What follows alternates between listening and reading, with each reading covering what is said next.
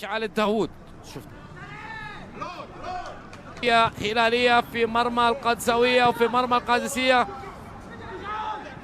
مشعل تلعب كرة مرتدة، ربما هدف رابع، هدف رابع، هدف رابع، هدف رابع، هدف رابع، هدف رابع، والهدف الرابع من القائد الهلالي. غير المنظومة شوية. شوف حجوج يرسل له كرة على المنطقة الأمامية، فيها لمسة يد. يا لوبيز انتبه من الكرت الثاني يا لوبيز. يعني يا الهلال، يا هلال لا خوف عليك يا هلال مع محمد الشرهوب. والله كرة مرتدة سريعة خطيرة، هذه الكرة خطيرة للقادسية. القادسية خطيرين على المرتدة. لوبيز بيلعب في خط المقدمة مع القادسية.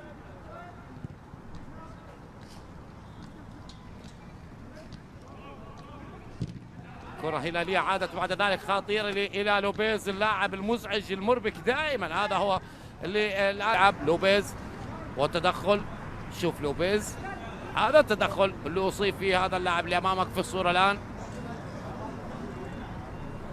سيف رشاد حارس مرمى نادي الهلال. التعادل حتى هذه اللحظة. كرة تلعب سريعا. شوف الباص، شوف الون تو، شوف المهارات الفردية الهلالية حتى الآن الاعتماد، لكن كثر الكرات تفقد اللاعبين في نهاية الشوط الأول. وهنا مشعل الداوود، يعني كيتا الملقب بكيتا، تسمع اللاعبين كلهم يقولوا كيتا يا كيتا. في لاعبين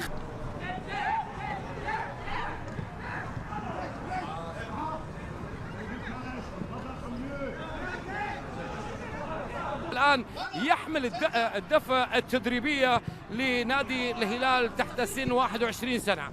كرة قدساوية خطيرة إذا سددت هذه الكرة.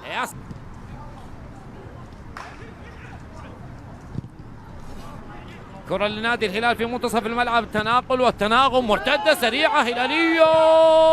يا الله، هذه الكرة سعد مطيري يعود إلى الخلف.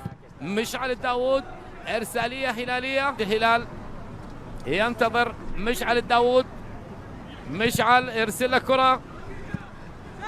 عبد العزيز من العمق يقدم كرة أفضل من الأطراف. اللعب على جسمانية رائعة، لاعب تكوينته الجسمانية رائعة. كل هذه الكرة الهلالية اللاعبين، كرة وتغيير لعب في منتصف الملعب. الصفا ملعب نادي الصفا صالح القادسية في كل اللحظات حتى الآن. هنا مشعل الداوود يمرر الكرة قصيرة، وديما مغرب. هنا كرة إلى الدفاعات. الداوود